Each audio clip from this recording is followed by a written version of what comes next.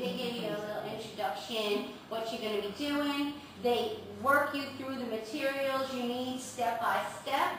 So as I watch this in the morning, let's say, or during a prep, and as I go, I'll show you when we get there. Come on. Come on. Come on. I don't know what the problem is. You don't have to whisper.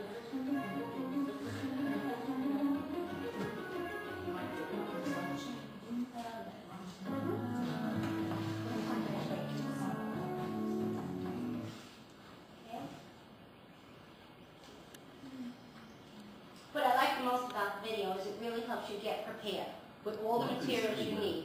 They show you the materials, and they, they tell you exactly what's in your kit and what you need to bring from home. Begins with students exploring the properties of water.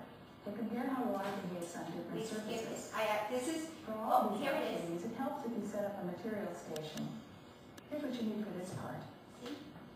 From the kit you'll need the plastic cups without the holes in the bottom, foil, droppers. Now, as she says stuff, I hit pause, and I run over to the box and I get it. You know what I mean? I come back and I get some more things. So she's like setting you up. You know what I mean? It's like your own little secretary helping you get it. But this is for us, not this for is for you.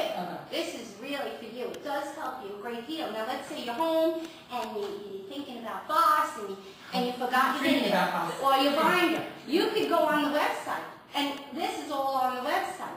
All the FOSS stuff. There's two ways. You can just get in FOSS, or you can, when you open up the Board of Ed, your first initial Board of Ed screen, where you do employees, whatever, over to the side there's like an orangey yellow, and it says academics. Hit academics, and it gives you a list of subjects. You hit science, and then one of the options is FOSS. Now, you might want to write in your folder, in your note part, there is a section when I hit teacher resources.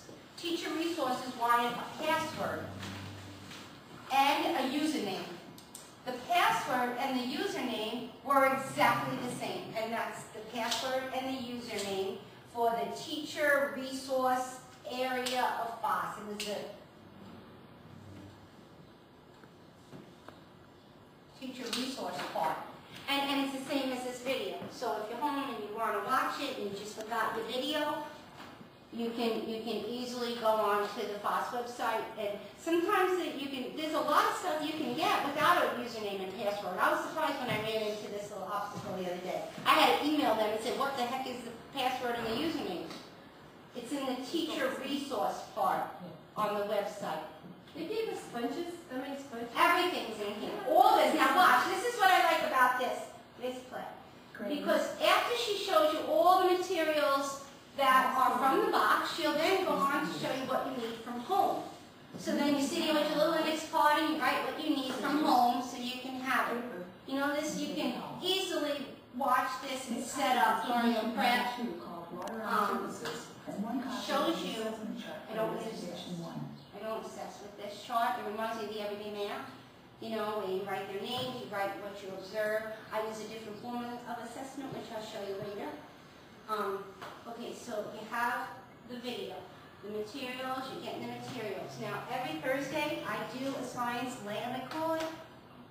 I do a science lab for 2 periods, and I gotta stand here.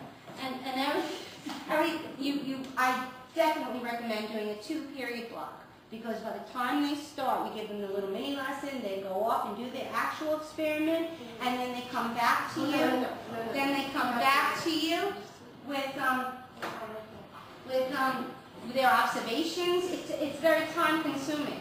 So a 2-period block of science 1 day a week is in your best interest. And then sometimes a 3rd period a week, we just do notebooking. Notebooking is a big part of FOSS. There's a whole, when you go into the FOSS website, there's a whole category just on notebooking. The notebook is great. They start off, the first page is for their table of contents. They write the experiment they do that day along with the page number that it's on. You teach them to set up their book in the beginning of the year. They number each page front and back, 1, 2, so then they're able to fill in the page in their table of contents. as they go along, as they're doing actual experiments, they're writing their own notes. They're just taking notes of what they see, what they observe, what they, what they find out. When they're done writing their notes, they use a different color marker or pen to make a line underneath what they wrote.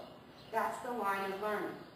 So then when the experiment's over and we meet on the rug to discuss the outcomes they should have gotten, the content inquiry, that's all the stuff they should have gotten at the end. Anything they missed in their notes, they add under their line of learning. They add. So then that's how I assess. You can easily walk around, and if one student has just a very little bit where they noticed and they wrote, most of it's under their line of learning. Most of it is what they copied from my charts. You kind of know they're a little iffy, they didn't quite get it so much.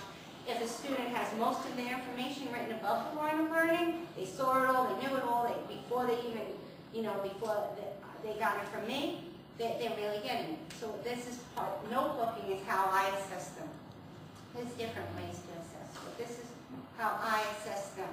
In the back of their science notebook, they have their index. The index is like the last 10 pages or so, 4 pages. You fold it in half again, you make your 4 columns. Each column has a letter of the alphabet, which is where they write the word bank words. I'll show you them later. All the words that come from the experiments, kind of like vocabulary words, whatever you want to call them. We call them word bank words in the FOSS world. They go into the right column with the page number that correlates with the word. Whatever page it's on, whatever page you can find that word on. And then you have to encourage them when they're notebooking, not just to write, but to draw. They need to draw what they see also. That's a big part of it. That's why, like, 2 periods is really recommended because they're writing, they're drawing, they're really, and they're talking, and then they're setting it up, they're observing. So it does take time. And I've never lost them once yet. I've done many of these experiments, and 2 periods was